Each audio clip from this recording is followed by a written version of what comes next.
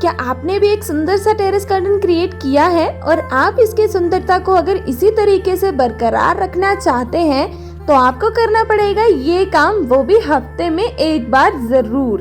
तो इसे करना किस तरीके से है और इसे करने के क्या क्या फायदे होते हैं, आज ये सारी बातें इस वीडियो में जानेंगे। इसलिए वीडियो को पूरा देखें और हो सके तो लाइक शेयर सब्सक्राइब जरूर कर दें। जय श्री राधे दोस्तों क्या आपने भी हमारी तरह कुछ इस तरीके का टेरेस गार्डन क्रिएट किया है? तो चलिए आज जानते हैं कि टेरेस गार्डन की सफाई किस तरीके से करनी चाहिए और ये सफाई क्यों ज़रूरी है। तो जैसे कि आप सभी अभी देख ही रहे हैं कि मैंने अपने पॉट्स को सरफेस के कांटेक्ट में नीचे ही रखा हुआ है और अभी हम इनको जब उठाएंगे तो ये देखिए दोस्तों, इनके नीचे आपको देखने को मिलेगा मिट्टी का भंडार। हम चाहे अपने पौधे को जितना मर्जी बचा ले पानी के प्रेशर से कि अब मिट्टी ना निकलेगी, अब नहीं निकलेगी, बट फिर भी मिट्टी जो है वो निकल ही जाती है। कुछ ड्रेनेज होल्स की मदद से निकलती है और कुछ जो इस तरीके के हमने पॉट फुलफिल किए होते हैं उनसे तो बहुत ही इजीली बाहर निकल जाती है। तो दोस्तों जैसे कि आप सभी जानते हैं कि अगर हम अपने टेरेस गार्डन की हफ्ते दर हफ्ते सफाई नहीं करेंगे तो यहाँ पे कीड़े भी तैयार हो सकते हैं और साथ ही साथ हमारी पूरी छत भी खराब हो सकती है। अगर आपने अपने पौधों को आपने रखा है स्टैंड्स के ऊपर तब तो ठीक है। अगर आपके पौधे कुछ इस तरीके के कांटेक्ट में रहते हैं सरफेस के तो आप उनको हफ्ते में एक बार अच्छे से हटा के चेकआउट करें, कोई कीड़ा वगैरह तो नहीं तैयार हो गया है कहीं। और इसी के साथ पौधों का एक्स्ट्रा घास वगैरह भी निकालते रहें। तो देखिए दोस्तों, इस छोटे से पोर्शन के नीचे ही इतनी सारी मिट्टी जो है वो निकली है और अगर ये मिट्टी एज इट इज़ इसी तरीके से रहेगी हमारे गार्डन में तो छत में सीलन आना तो वही बनता है। फिर वो देखिए आगे काई भी जम चुकी है छत पे, तो ये बहुत ही बुरी खबर है हमारे लिए। तो भाई ऐसा नहीं होने देना है। अपने गार्डन के साथ साथ अपनी छत का ख्याल भी हमें ही रखना पड़ेगा क्योंकि घर किसी और का नहीं है, हमारा ही है। तो अब इस चीज़ को हम किस तरीके से हटाएंगे, अब चलिए ये जानते हैं। तो पूरा एरिया भी मैंने यहाँ का खाली कर दिया है। अब झाड़ू की मदद से पहले तो ये जितनी भी मिट्टी है ये सारी इकट्ठी करेंगे हम, और साथ में पानी भी है। पहले इसे अच्छे से इकट्ठा कर लीजिए।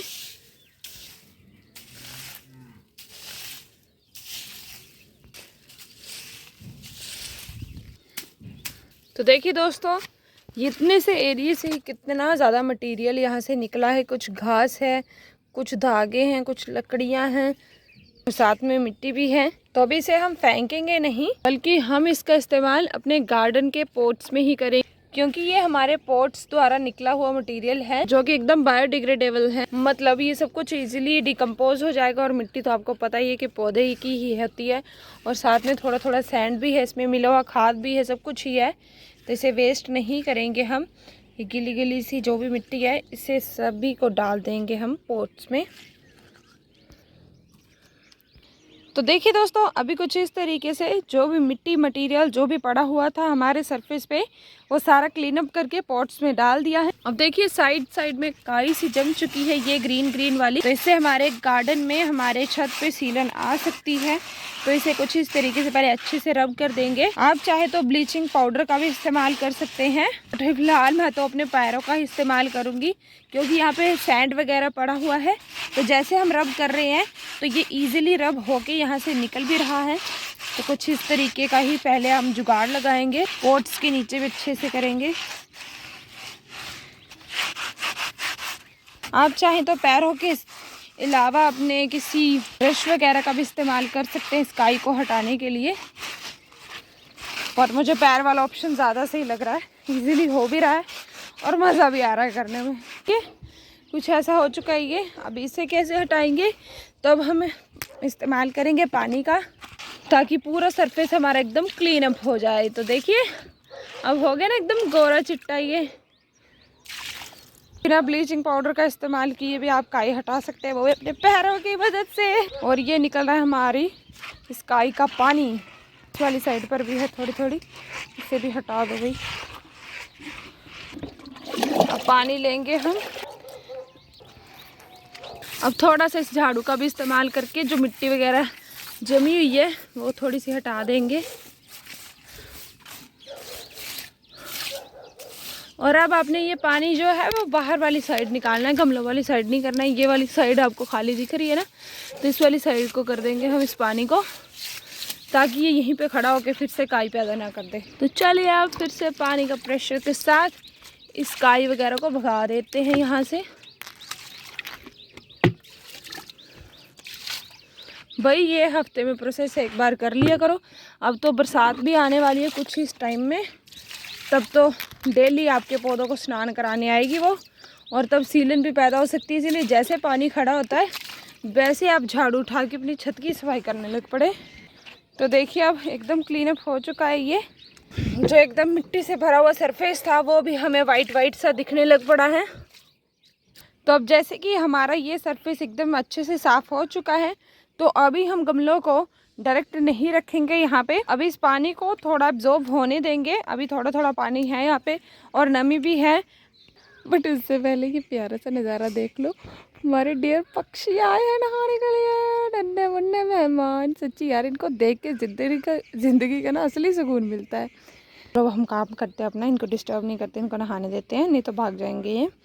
तो अभी मैं बात कर रही थी कि अभी आपने पॉट्स को डायरेक्ट नहीं रखना है, थोड़ी देर इसे सूखने दे, बिकॉज ये सूखेगा तभी ये जो नमी है, ये काई जो है दोबारा पैदा नहीं हो पाएगी। इसीलिए पहले इसे अच्छे से सूखने दे। जैसे सूख जाता है वैसे पॉट्स रखना शुरू कर देंगे, और इससे हमारे सरफेस को हवा भी लगेगी, धूप भी लगेगी, जिससे हमारा सरफेस थोड़ा गुड फील करेगा और इस पे काई का भी खतरा कम हो जाएगा। तो दोस्तों ये सफाई वैसे आपने हफ्ते में एक बार अपने गार्डन में ज़रूर करनी है, बिकॉज गार्डन का एक एक कोना अगर हम हफ्ते में इसी तरीके से साफ करेंगे तभी हमारी छत सेफ रहेगी, हमारा पूरा घर भी सेफ रहेगा। गार्डन तभी बना पाओगे ना अगर छत रहेगी, अगर छत ही नहीं रहेगी तो गार्डन कहाँ बनाओगे फिर। इसीलिए भाई ये काम तो करना ही पड़ेगा।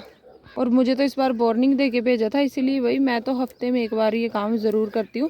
तो सोचा कि चलो डेयर सब्सक्राइबर्स के साथ भी ये चीज़ शेयर कर देती हूँ कि कैसे गार्डन को मैं क्लीन अप करती हूँ। झाड़ू तो भाई डेली लगाना ही होता है, बट ये पानी वाली जो सफाई है ना ये भी कर लिया करो। पॉट्स को हटा के मिट्टी को निकाल के अच्छे से साफ़ कर दिया। और भाई हमारे पक्षी नहा चुके हैं, अब ये सुस्ता रहे हैं यहाँ पर बैठ के। देखो इनके नज़ारे, मज़ा आ रहा है ना इनको देखने में। इनके पास तौलिया तो नहीं है, बट इनके पास पंख जो भी है ना, ये अच्छे से अपने शरीर को इस तरीके से झाड़ लेते हैं ताकि पानी के एक भी बूंद ना टिके। देखो कितने मज़े से कर रहे हैं। हमारे पास जितनी फैसिलिटीज़ होती है हम उतना ही वो करते हैं, बट इनके पास देखो कहीं आके, कहीं नहा के, कहीं बिना तौलिए के मज़े से मज़े ले रहे हैं। ज़िंदगी के असली मज़े तो यही ले रहे हैं। इनको भी बहुत गर्मी लगती है यार। अपने गार्डन में थोड़ा सा पानी अपने गार्डन में छत पे रहने दिया करो। मैंने देखो वो बनाया, छोटा सा स्विमिंग पूल बनाया, भगवान ने बनाया वैसे तो, भगवान जी ने आइडिया दिया, फिर मैंने थोड़ा सा इन्हेंस कर दिया उसे। ये देखो फिर मैंने एक लाइन लगा दी रेत की ताकि ये पानी बाहर ना जाए। अब यहाँ पर भी काई तैयार हो सकती है, इसीलिए मैं सोच रही हूँ कि मैं जगह चेंज करके बनाऊँगी, बट वहाँ पर पानी स्टे रहता है, तभी मैंने वहाँ पे किया है। बट देखते हैं अभी। वैसे दोपहर के समय में ऑटोमेटिकली पूरा पानी सूख जाता है। और उड़ गए हमारे मेहमान। तो दोस्तों पूरे 10 से 20 मिनट के बाद फर्श हमारा सूख चुका है। अब चलिए पॉट्स को रखने की तैयारी करते हैं। तो सबसे पहले मैं ऐसे पौधे रखूंगी जिनको मतलब जो कुछ इस तरीके से लंबे लंबे, क्योंकि दोस्तों अगर हम इन पौधों को आगे रख देंगे तो हमारे जो छोटे छोटे पौधे हैं वो सारे ही कवर अप हो जाते हैं और वो दिखते भी नहीं हैं। तो इसीलिए आप अपने पौधों की सेटिंग इस हिसाब से करें कि आपके सभी पौधे अच्छे से दिख जाएं। तो ये पौधा है ग्लैरेडिया का, और ये पौधा जो है ये 12 महीने आपके गार्डन में कुछ इस तरीके के सुंदर फूल देता रहेगा। इसे रख दो यहाँ पे। अब इसके बाद हम रखेंगे अपना ये बाल्टी वाला पॉट, और इसमें जो हमने ये रोज़ लगाया है इसे मैंने कुछ दिन पहले ही ट्रांसप्लांट किया था और मैंने तभी धूप में रख दिया था। मुझे लगा कि इस पे कोई फ़र्क नहीं पड़ेगा, बट धूप इतनी ज़्यादा तेज़ थी कि इसकी पत्तियां जो थी वो बर्न होने लग पड़ी। तो तब से मैंने इसे कुछ इस तरीके के छाया भरे स्थान में ही रखा हुआ है, और अभी इसकी पत्तियां तो नहीं जलती और अब ये अच्छे से ग्रो भी हो रहा है। और इसी के साथ एक और गुलाब को मैंने कुछ इस तरीके के पॉट में उसी दिन ट्रांसप्लांट किया था, और इसकी ग्रोथ देखिए कितने बढ़िया तरीके से हो रही है, और इसे भी मैंने छाया भरे स्थान में ही रखा हुआ है। अब इसके बाद ऐसे पौधे को यहाँ पे रख दीजिए क्योंकि देखने में सुंदर भी लगता है, और जब यहाँ से धूप आए तो वो उसे सहन करके आगे बढ़ता भी रहे। तो जेड प्लांट एकदम बेस्ट है। उसके बाद आता है ये एलोवेरा प्लस सीडम मैक्सिकम वाला प्लांट। एलोवेरा को कम धूप चाहिए होती है तो इस हिसाब से इसकी सेटिंग कर दे।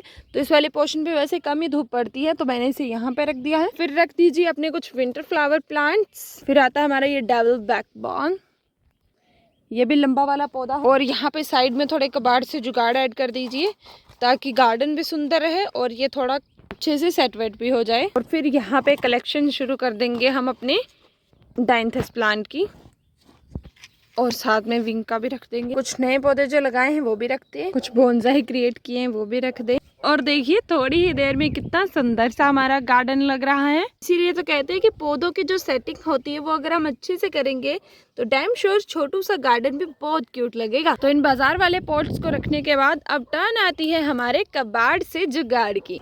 तो कुछ कबाड़ से जुगाड़ यहाँ पे सेट कर दीजिए और घड़े वाले के साथ घड़े वालों को ही रखेंगे। ये इस तरफ रखते हैं क्योंकि ये दोनों सेम साइज़ के हैं, पौधे भी बड़े हैं। ये देखिए इस तरीके से आपने छोटे छोटे अरेंजमेंट्स का भी ध्यान रखना है। और ये येलो चलो भाई, तो चलो येलो वाले को भी रख। थोड़ा सैड हो गया बेचारा, बोल रहा है मुझे लास्ट में उठाया हूँ। अब देखिए यहाँ पे स्पेस बाकी है तो इसे फिल कर देंगे।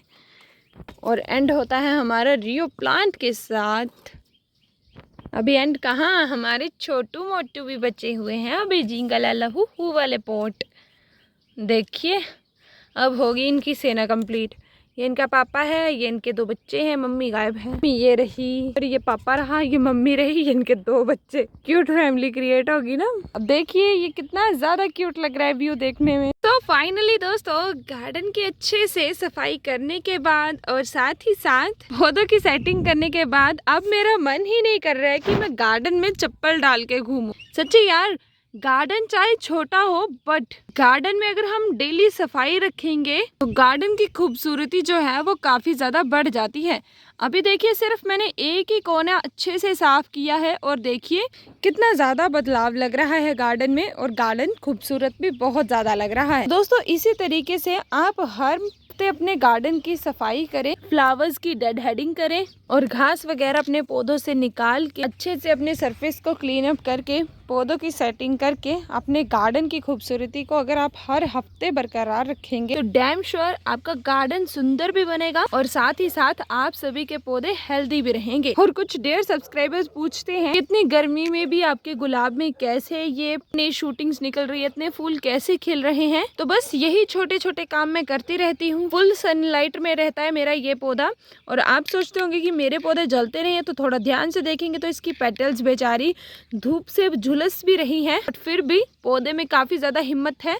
हर दिन नए नए फूल खिल रहे हैं, नई नई शूटिंग्स भी निकल रही हैं। तो मैं इन्हीं छोटी मोटी बातों को फॉलो करती हूँ और कोई राज नहीं है। बस सुबह शाम पानी दो, नहला दो, बस हो गया काम। और कुछ नन्हे मुन्ने मेहमान भी आते हैं गार्डन में, वो भी गार्डन की खूबसूरती को एंजॉय करके नहा के मजे लेते हैं। तो दोस्तों बस आज यही शेयर करना था आप सबके साथ कि किस तरीके से मैं सफाई करती हूँ और इसी से आपका गार्डन मेंटेन रहेगा, हेल्दी रहेगा, सुंदर रहेगा। तो अब जल्दी से कमेंट करके बता दीजिए कि आपको आज की ये सफाई कर्मचारियों वाला काम कैसा लगा, और पसंद आया हो तो लाइक शेयर सब्सक्राइब ज़रूर कर दे। इसी के साथ जय श्री राधे, जय श्री राम।